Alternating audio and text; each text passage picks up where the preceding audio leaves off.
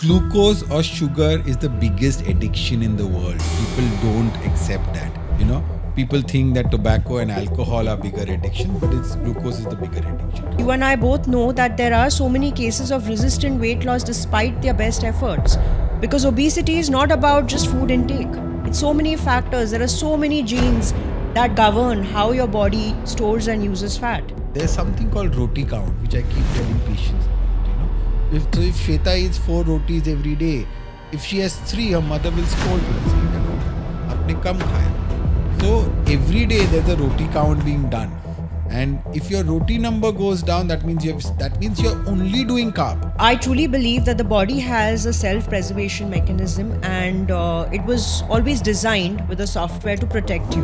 In Gujaratis, in the evening, if you ask them what kind of food do you take, they say simple, एक ही type का खाना. I said, what is it? Fancy होता है. So a fancy food could be a dosa, idli, poha, upma, ragda patties, chole bhature, pav bhaji. So I said, is that your dinner? Haan sir, every day dinner is this, but it's very light. So what happens is that they have not been, and then something somewhere has gone wrong over the decades. Namaste everyone, this is Shwetha Bhatia, registered dietitian and sports nutritionist. Welcome to my podcast. Whether you're joining in for the first time or tuning in again, it's great to have you here. With over 13,000 subscribers, this community keeps growing. And today, I'm excited to bring you a very special episode with Dr. Rajeev Kovil. Dr. Kovil is a practicing diabetologist with over 22 years of experience and the founder of Dr. Kovil's Diabetes Care Center in Mumbai. He's associated with several leading hospitals including Nanavati Super Speciality Hospital, SL Raheja Hospital and KLS Memorial Hospital. With more than 30 research papers published in peer-reviewed journals, he's a well-known voice in the field. In this episode, we'll be discussing one of the most talked about weight loss and diabetes medications today, Tirzepatide, better known in India by its brand name Mounjaro. Welcome, Dr. Kovil. Thank you, Shwetha, for being here. So, I'm going to start the episode with an introduction of the drug Mounjaro. With the launch of Mounjaro in India, I've actually identified 2 distinct categories of individuals. The first set of individuals are the one who really need it, who are overweight and diabetic. The second set of individuals want to use it for aesthetic benefits and they really don't need it. I want to understand from you who is the right candidate for this drug, number 1. And 2, what is the difference between these 2 drugs, Ozempic and Mounjaro? So Shwetha, Mounjaro has caught the imagination of the world, including India. Mounjaro, the active drug being Tirzepatide, is the first dual incretin which has been approved globally. Right. Having said that, there's a prescribed indication for these drugs. Mounjaro is prescribed for the control of diabetes and also prescribed for chronic weight management. So for chronic weight management, you need to fulfill the criteria. Anybody and everybody who feels that I have an extra kilo on me cannot be on the drug. And that's why it's a prescribed molecule. It cannot be an OTC molecule and it should not be an abused or an OTC molecule. So what is the labeled indication for Mounjaro? You should have a BMI of 27 with an obesity related medical condition, which could be diabetes, high cholesterol, obstructive sleep apnea, or a fatty liver. Right. Or your BMI is more than 30 without a comorbidity. So only if you fulfill this criteria, you can be prescribed a Mounjaro or a semaglutide, which goes by the brand name of Wegovy. Having said that, we have around 350 million people who are fighting with excess weight in our body. So it's not a very small number. So when we look at people with diabetes, we are looking at 100 to 120 million. Right. And we have almost 3 times the size of people with diabetes. We have more people with obesity. Right. And obesity seems to be the mother of all these problems. It drives all these problems in individuals. So if somebody is looking better in a photo or in a video frame or in a marriage or for a function, then this is not the drug. This is for chronic weight management. And when we say chronic weight management, it's long term to prevent goals, to improve outcomes and to prevent health goals, not to look better. Eventually, anybody who loses some weight will look better. But the goal is not to look better, but to get healthy, fitter, and to prevent any kind of event that you may have in future, Right. So you mentioned obesity is the mother of all medical conditions. And I think it's time we recognize obesity as a chronic relapsing disease because some people might just think, hey, I'm overweight, but I don't have any other problems. Well, you already have the main problem. And it's high time that we recognize it as a medical condition and treat it. And that's the reason why these drugs are in the market today. Absolutely, Shwetha. You hit the nail there that obesity is not yet considered as a disorder or disease in India. And many developed nations and developing nations have recognized obesity as a disease and disorder. That's the reason that it doesn't have an ICD code like Right. diabetes has or any other cancer has and those problems. So a lot of problem stems from that, and that's a cultural, traditional thing in India. Little bit of an extra weight is considered culturally good, and somebody who loses weight is considered that he has an illness. So first and foremost, if you have to make any foray into chronic weight management, obesity needs to be considered as a disorder. On this front, around 6 years back, we have started a project called Road. Road is recognizing obesity as a disorder and disease. We made a document which we have submitted to the state government also, that how by just accepting obesity as a disorder, a lot of things become easier for people in the chronic space. Because right now, what we are treating as doctors, we are treating byproducts of variables which this actually gives out. We are not actually treating the core problem. And unless we treat the core problem, and unless we have strategies which can prevent and primordially prevent the core problem, treating the variables, you'll keep on treating. And you're almost treating variables, then the complications of those variables, than actually treating the core. So there has to be a complete change from everybody, the culture, the whole loop of people around, to recognize obesity as a disorder, and then only the other things come into place. So for that, it's the environment has to change. Sure. And the other thing I think which surrounds obesity is the whole concept of willpower. People think that I lack willpower, that's the reason I can't lose weight. I'm a dietitian, and my primary job is, of course, to make sure that people reach their ideal body weight. But in practice, you and I both know that there are so many cases of resistant weight loss despite their best efforts. Because obesity is not about just food intake. It's so many factors. There are so many genes that govern how your body stores and uses fat. And I think the medication is an adjunct to the diet. It's not a replacement. And it does help us dietitians also to help the clients achieve their final goal. What do you have to say about that? So I think we have to take it at different levels. The first level is that a lot of people identify people who eat extra as being foodie.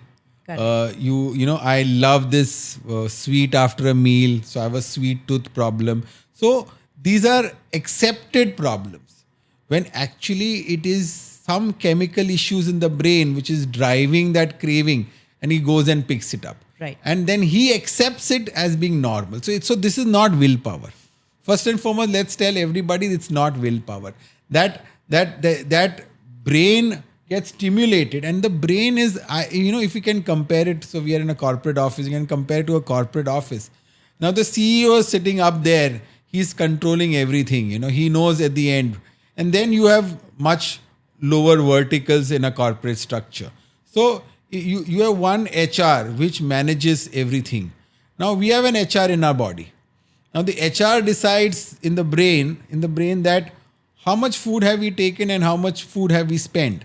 And there are a lot of signals around. Our gut gives signals, our fat gives signals, our pancreas gives signals. And then and this energy balance is very tightly controlled. So that brain HR decides that whether you have to eat, you have to not eat. And then it gives this control to the other limbic system, which tells us, okay, now you have to eat. And there's another system which we call as POMC, which says now you are full. Right. So this system there's a continuous interplay into this. And then there's a reward behavior. You get all these food cues from around wherever you are, and today's social media. And if you're traveling from Bombay to Lonavala, it's a crime if you have not had a vada pav. So these are all cues which people keep getting, And then And that food cues then becomes into a rewarding behavior. And all rewarding behavior, whether it's food, alcohol, tobacco, goes through the same pathway, which we call as dopaminergic pathway. Right. So once you have that food, suddenly you feel better, you feel rewarded, you feel nice about it. And then you want to repeat that feeling very often. So there comes the craving, there comes the eating, and then you feel nice about it. So this is a complete chemical thing which is happening in your brain, and there's nothing about it about willpower. Now you need something to actually restore the brain or trick the brain. That's where these drugs come in. I sometimes say that they're tricking the brain. Some people say that they're restoring the brain. In whichever way you look at it. Now, when somebody goes on a diet, you tell them that your sugars are high, your lipids are high. You go on a diet, and this person says, "I will say no to all the food that is being given to me." Then he goes on a diet. 8-10 weeks into the diet, he's looking at good food. He travels to Lonavala. He sees the vada pav. He still decides no. That's his CEO, the higher function. Right. He tells him no, you should not eat because you have given this oath to your nutritionist that I will not touch this food. So he goes around. After some time, the brain then decides, I have to teach this guy a lesson. So it increases the hunger hormone, which we call it as ghrelin. Finally, he says, my willpower is down. It's not down. It's the hunger hormone which has come in. And then he ends up eating. So when he eats lesser, the brain decides, this guy is eating lesser. So the brain then reduces his metabolic rate. So he becomes a little sluggish. He sleeps half an hour more. He doesn't take the staircase. He takes the taxis. He doesn't walk more. He doesn't realize it. But when he stands up on the weighing scale after 4 to 5 weeks, the weighing scale is not smiling back at him. It's the same, or it's probably a few grams or a few kilograms down. And then he's fed up. He's saying, I worked so much. I didn't eat my favorite vada pav, and this has happened. Right. Now, how these GLP-1s come into the picture is that they actually map the brain for both craving and satiety. That's why I say probably it's restoration or it's tricking. Eventually, it is your diet and exercise which is the cornerstone of treatment for chronic weight management. This is just going to kickstart it. Great. So I'm glad that we're talking about the brain being the CEO here, and the analogy that you gave, with managing an office, for example. I truly believe that the body has a self-preservation mechanism, and it was always designed with a software to protect you. Absolutely. And when a human starts gaining fat or storing fat, there's something going wrong with that software. Then it's time to recognize what. But we do know that there are hundreds of hormones that are, coming into action here when it comes to weight regulation. And in terms of the brain, like you spoke about dopamine, we do know certain nutrients like carbohydrates and glucose and sugar, they have addictive potential. Absolutely. So when we're talking about taking these drugs, why would a drug do two things, control glucose and also promote satiety? So if you see, the drug has two mechanisms, one on the gut and one on the brain. It also controls sugar. So that just brings us back to the concept of how carbohydrates can cause the brain to want more, increase hunger, increase cravings, and therefore we have a drug that restores the brain, like you said, or rewires it. And the second function is the gut. So can you talk a little bit about the gut? What happens with the drug, when we take the drug? So fantastic question, because we've had multiple topics on this, that glucose or sugar is the biggest addiction in the world. People don't accept that, People think that tobacco and alcohol are bigger addiction, but glucose is the bigger addiction. So what happens is that when you start eating, the satiety hormone takes at least 15 to 20 minutes for it to have its effect on brain mapping. So whoever ends up eating fast, like you are in a working lunch, which is called nowadays, you will end up eating fast. Right. And that will make you end up eating more ultra processed food, and your satiety hormone has not reached its peak. So you'll end up eating more. So another mechanism that how this drug actually works is that it reduces the movement of the gut, mainly of the stomach. Carbs in our country, there's something called Roti count, which I keep telling patients about, If Shwetha eats 4 rotis every day, if she has 3, her mother will scold her, saying that, aapne kam khaya. So every day there's a roti count being done. And if your roti number goes down, that means you're only doing carb. So, and traditionally, Indians have been obviously high carb eaters, but it's never told to them that this is wrong. And a lot of people across India replace normal lunch and dinner with snack kind of food. Right. And they consider it as being normal because they say, for the last 50 years we are doing it, doctor. What are you telling us that this is wrong? So, carb intake has been a normal phenomenon and it's normal for people in India. That needs to change. And for that to change, we need to educate people about carb. We also need to give them alternatives. Right. If we just tell them go low on your carbs, go high on your protein. Dals are not proteins, So we need to give them alternatives also, especially because majority of India is vegetarian. So we need to give them alternatives. So we don't have alternatives today. As you rightly said, there's so much misinformation, especially relating to carbs, because it's considered culturally correct to eat it, right? Because we've just been doing that all our lives. Coming back to the same point, I think a lot of people are just becoming obese and diabetic because of misinformation, because they think carbs are healthy to eat. Absolutely. And I'm not saying it's unhealthy, but I'm saying that once it becomes your problem food, and also because it has addictive potential, which again people don't realize, and they go into this vicious cycle of craving and eating it again, we really need to create awareness about this. You already know that I'm a big advocate of the ketogenic diet and the low carb diet. In fact, even my athletes are on the diet. And physical activity cannot offset a bad diet. It's as simple as that. I have young athletes coming to me for weight loss.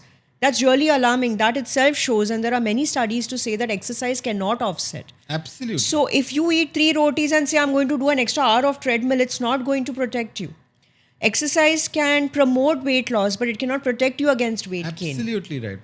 And that's the problem, because traditionally, I'm not speaking about a community, but in Gujaratis, in the evening, if you ask them what kind of food do you take, they say, simple, एक ही type का खाना होता है. And I said, what is it? Fancy होता है, sir. So a fancy food could be a dosa, idli, poha, upma, ragda patties, chole bhature, pav bhaji. So I said, is that your dinner? Haan, sir. Every day dinner is this, but it's very light, sir. So what happens is that they have not been, and then something somewhere has gone wrong over the decades. Sure. And I think, again, the other concept of calories is largely, confusing, because people just do a mathematical calculation. But we already spoke about how the body handles calories in so many ways, because there are so many hormones and enzymes that control it. It's just not a simple mathematical equation. Absolutely. Absolutely. Coming back to the topic of Mounjaro, what you just mentioned, that there's still data that's coming out regarding, the long-term safety and for how long someone can be on it. But from whatever we know today, what is the minimum time frame that someone can be on the drug? They have had data which has gone up to 4 years. Okay. And the safety has been very well established as such. So if you leave out the relative contraindication of pancreatitis or symptomatic gallstones or thyroid cancers, then there's nothing much we have to worry about. So coming to the side effects, because we spoke about the pros and the benefits of the drug, let's talk about the other side as well, the cons and the side effects. So I think the major one is the gut, where people have drastically reduced appetite. I have had a case where they just stopped eating food, and nausea again seems to be one of the top side effects. What are the other things? For example, you said it slows the gastric emptying, or it slows the way food passes through the stomach. Now, does this have an effect on the other drugs? For example, if a person is taking 2 medications, say, thyroxine and GLP-1, will one drug affect the other? So most of the commonly drug-to-drug, the drugs which interact, have been studied with both semaglutide as well as tirzepatide. There may be a 15 to 20% difference, because obviously the stomach is where everything gets absorbed. But nothing has been clinically so significant. As far as thyroxine supplement goes or thyroid supplements goes, either we take it 5 hours after dinner or we take it prior. So you can adjust based on that. Most of the other drugs like antifungals, digoxin, which usually have a lot of drug, have been well studied. And there's a 15 to 20% change. Blood thinners have been studied, statins have been studied. 15 to 20% change, the overall clinical significance doesn't go down with that. Having said that, the gut issues have to be seen along with the effects of the drug. That's why, a lot of patients, you have Mounjaro in 6 doses, 2.5 to 15 milligram. And patients know about that. And patient will say, ki, sir, meko highest dose pe hi chalu karo. I want the best effect. Mujhe highest dose pe chahiye. That does not happen. You have to uptight and I am extremely conservative, and most of us are. Though it is sometimes a monthly up titration, you may do a 2 monthly up titration because you will see how the drug affects an individual. So the up titration has to be very, very slow, and the side effect profile, the nutritional profile also, and also what the nutrition is all about has to be taken when we go up. So if the patient has a sudden loss of appetite, then probably you have to go down or knock off the drug. Because what is being said and what literature suggests is that GLP-1 makes you eat only as per your metabolic need. Now, whether it can happen in majority of individual, and you have somebody who's off that whole thing and he may just stop eating, and that may cause other problems for him. So elderlies, frail bodies, people who already have nutritional deficiencies, stay away from it. You don't want a person to lose weight and his immune function goes down or his bone breaks or things like that, So you have to choose your person rightly. And you have to know that you need to have an obesity problem with a BMI more than 30 or 27 with a condition which can be treated with this. So that is extremely important. And you have to go slow, because as we talk about diabetes, where you can't have 10 drugs being given simultaneously just to get the HbA1c down. You have to go one drug at a time. And that way also in this, you have to go up titrate extremely slowly. And that's why the expert guidance is required here, because patient requires that shortcut. And we cannot give him a shortcut here at all. Right. So I think the other side effect is muscle loss, which we've heard a lot. And what do you have to say about that? So I would say that any kind of weight loss, whether it's GLP, GIP, dual, unless accompanied by a very good functional core training and very good diet, would have muscle loss. And sarcopenia is one big epidemic which we are not talking about today separately because we don't have anything to give to patients today. Right. And once maybe we have something coming in, we may be able to treat sarcopenia. But as of now, muscle loss is a part of weight loss. But having said that, if a person loses 100 grams of fat, he may lose 15 grams of muscle. So the functioning capacity of the individual is better, which doesn't mean we make him lose that. So there has to be a fantastic core strength training along with that, and a lot of nutritional advice, which most often is missed. Because patients want that shortcut. They don't want to exercise. They don't want to eat the right food. They just want the weighing scale to make them feel they are lighter. Right. That is a bigger problem in India, that this is not, nor do we have any kind of supplements and across. So you need to sit with your nutritionist and understand. And a lot of time patients lie. Patients say that I'm eating exactly what you are what you are telling me. So we need to have a proper hand-holding mechanism there. Then only we can treat all these muscle losses. And sarcopenia by itself is a huge problem. And especially in the elderly is a huge problem, which we still don't know. That there are drugs, but it will take another 5-6 years to come in. So talking about this whole preventing the muscle loss, in the clinic, whenever I have a patient or client who's on the drug, obviously we have to optimize the protein intake, but protein itself is so satiating and they don't have an appetite. So for me as a dietitian, it becomes a little tricky where I have to make sure that the person is meeting their protein requirement for the day within, whatever their appetite permits. And of course, one thing that you also stressed upon is exercise, and especially weight-bearing exercise, which I think whether you're on the drug or not, we all have to do weight-bearing exercise and support that with adequate protein intake. So well said. What about the other side effects like, the optic neuropathy, for which I think Ozempic was in the news recently. We've also heard about pancreatitis, thyroid tumors. We've heard of a lot of other things. So can you just tell us about, what is it that is like really... this, the thyroid tumors, which is the MEN2 class of tumors, that has been not seen in humans. It's been seen in rodents. Okay. Because humans do not have that. But in spite of that, there is a warning that if you have medullary thyroid cancer in the family, which by itself is very rare globally and very rare in India, you have actually identified these families, then you should not be using it. So that's a given. People who have had pancreatitis or who have any kind of pancreatic lesion, there's a relative contraindication not to use it because there has been a past history of GLP-1 and pancreatitis. Okay. The present GLP-1s which are there, they have had a lot of vigilance on them and lot of data. Robustness of data. We don't see an increase in pancreatitis versus people who are not taking it. NAION, which is the non-arteriotic ischemic optic neuropathy, that had come in and the US FDA had put it as a contraindication or as an adverse event. That was based on a large scale observational Danish study, Okay. which was almost like 4.5, not in 4.5 lakh, 4.5 lakh patients observed over a period of time, suggesting that people who are using GLP-1 versus non-users, the chance was 0.1 to 1,000 patient years, which again becomes extremely rare. But recently we have observational data again coming from, I believe it was from China. It just came in a week back, which suggests that the chances of NAION are not there. On the contrary, it is much lower when you use a GLP-1. So the jury is not still out over it. But what does the Ophthal Association of America tells you? That if you have blurry vision on a GLP-1, whatever be the cause, go to your ophthalmologist. Let him do a thorough checkup.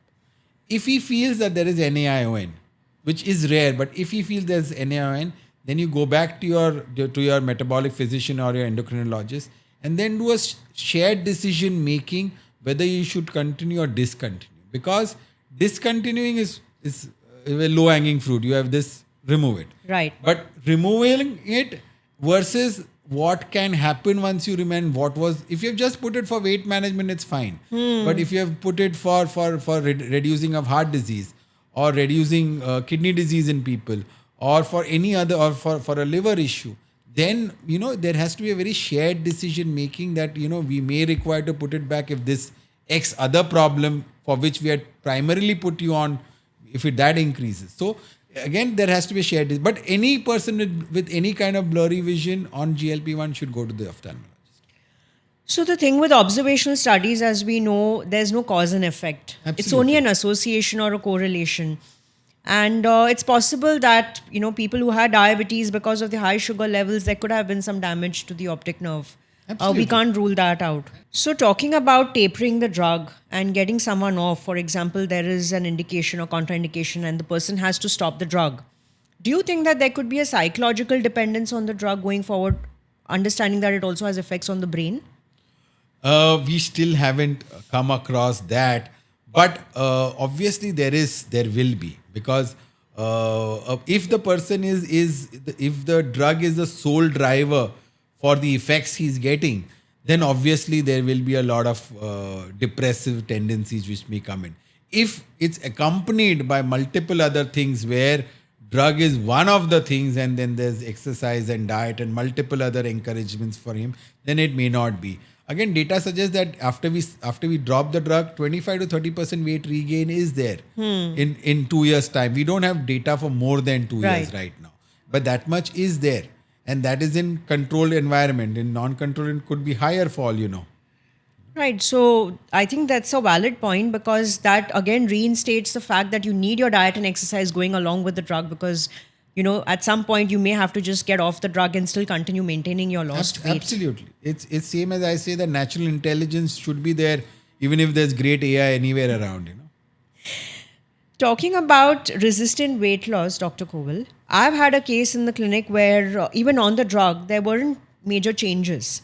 Have you encountered something like this, and what could be the possible reasons that this happens? Very good question, Shwetha, actually. Because what Mounjaro's data suggests that 90 to 95% lose 5% weight. And when we say 5%, we need 5% at least to call it as a weight loss Effective drug. Effective drug.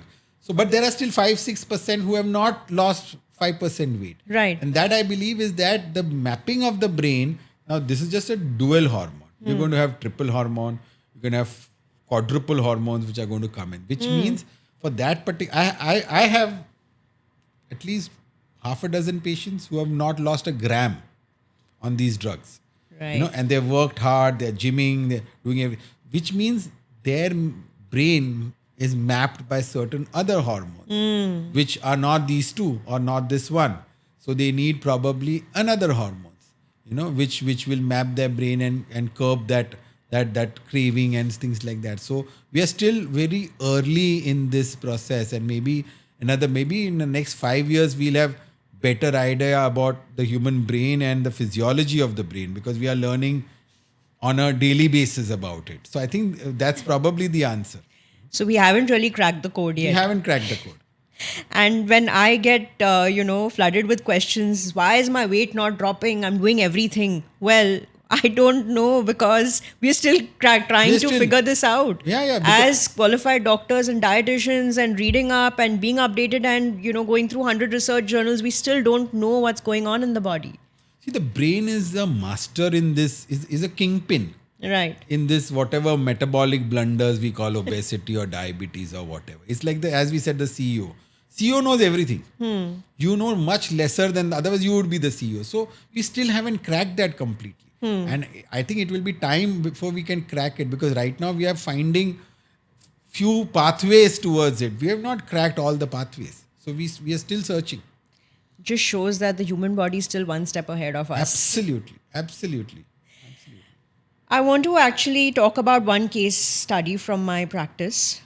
So she's a 45-year-old woman who's been on the drug for the last 7-8 months. She's definitely following a good exercise, a diet program, not exercising, but she's perimenopausal and she's seeing the hormonal fluctuations. And she's not seeing any loss with the drug, although she's highly compliant, and I can vouch for it because she's been my client for a very long time. So I can vouch for that. So this was a little confusing for me. In fact, she lost her appetite to such an extent that she stopped eating food. And then I had to tell her, hey, listen, go and check with your doctor whether you still need to be on this drug, because as you said, it's probably not one size fits all and there's probably something else that needs to be done. We also know that there are other hormones that are affecting. So for example, we fixed one thing, but we now know that the estrogen and progesterone levels are going haywire, which might again affect the weight gain. Absolutely. So I think we need to look at it from a 360-degree approach. Absolutely. As a dietitian, as a doctor, we really need to sit down and do a very customized approach with our patients. What do you have to say about this? I think this particular patient requires a hormonal profile. There can be a lot of leptin resistance symptoms and so many things.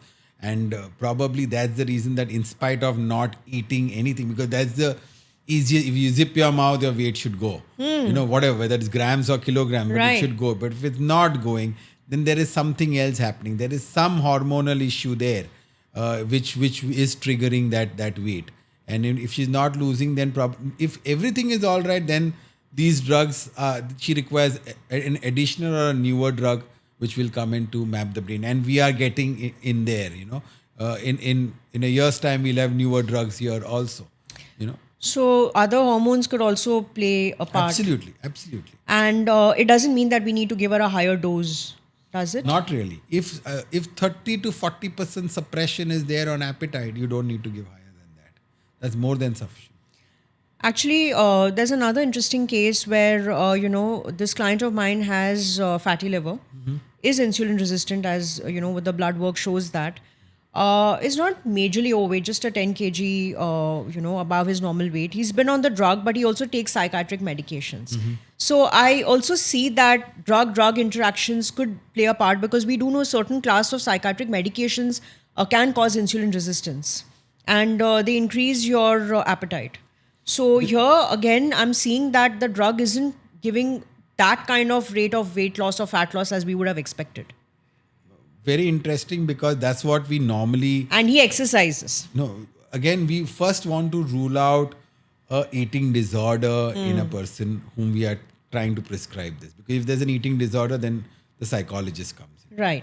A lot of antipsychotics have increased appetite as a side effect. They also have mild rise in blood sugar as a side effect. Right. Some of them antidepressants have constipation as a side effect. Right. So when they are all together there, then something is raising your appetite, something is raising your blood sugar, something is causing constipation. Then obviously it is working against what you're trying to do. Then this man's weight loss is going to be lesser, obviously Right. lesser. So there needs to be a tapering on each, and to see that, so that doctor to doctor kind of connection needs to be there if you have to optimize this man's treatment, because it's just not the diet. We need to make sure that the whatever is the appetite stimulant needs to go down, something which is making him constipated needs to go down. So that all needs to be changed with the GLP-1 coming in. I echo that. Actually, I truly believe in a multidisciplinary approach when it comes to any condition, doctor to doctor, doctor to dietitian. We have to speak to each other because that's the only way we can get success out of our cases, and the patient stands to benefit in the end. Absolutely. Would you like to share some successful cases of the drug from your practice? So one of the successes that I can think of is one lady who's almost 60, 65 today. This is in the pre-Mounjaro and pre-Ozempic era. There was another GLP-1 called dulaglutide. Right. It's still there. And we encouraged her to lose weight on dulaglutide. With the weight loss with dulaglutide is around 5%. And we encouraged her because she was on F3 fibrosis on the liver, on an elastography. And we said that if you don't do this, the next phase is cirrhosis. And she had MASH-related cirrhosis. Right. And she was highly motivated. She said, doctor, if that is it, then I will take one. And so from around 90 kilos, she came down to early 60s. In a matter of 1.5 years, it was not... Right, drastic. And then serially, every year, we did her elastography. So by the end of 4th or 5th year, I can't remember, she had come to F0. So from F3 fibrosis, she came to F0 fibrosis. This is before any drug was ever tried, or so that was a very encouraging feeling and very satisfying for me. And she's still following up with me. She's done we've done a YouTube video with her. She's quite fine with her name being there because she's a role model. Right. Another person I still remember who again was not on these drugs because these drugs are new.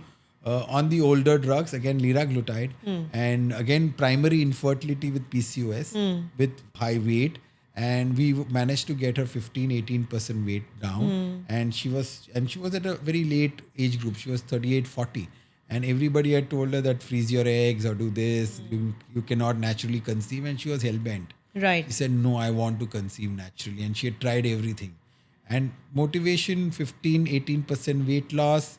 Again, cycles improved. She got pregnant, and today she's got a 10-year-old baby.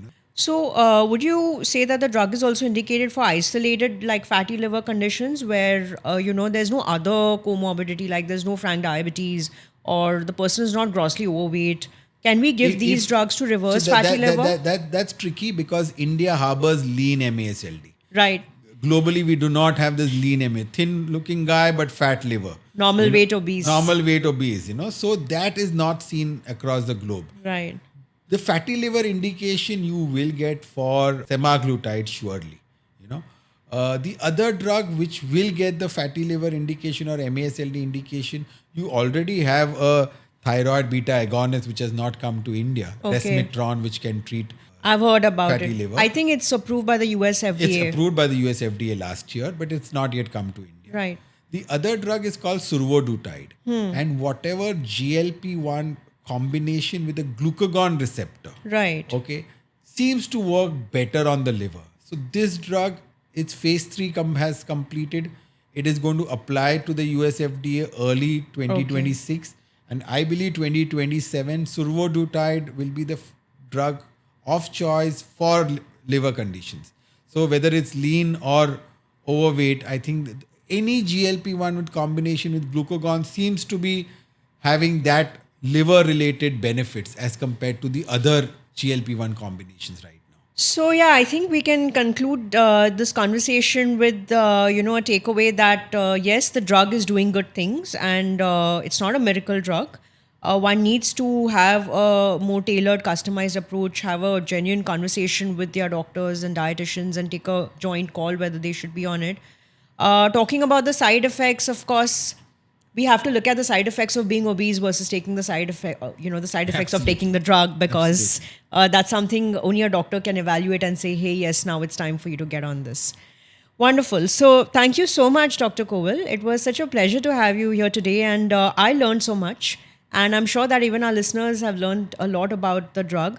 I really wanted to do this episode on Mounjaro because everybody's talking about it, but nobody knows anything about it.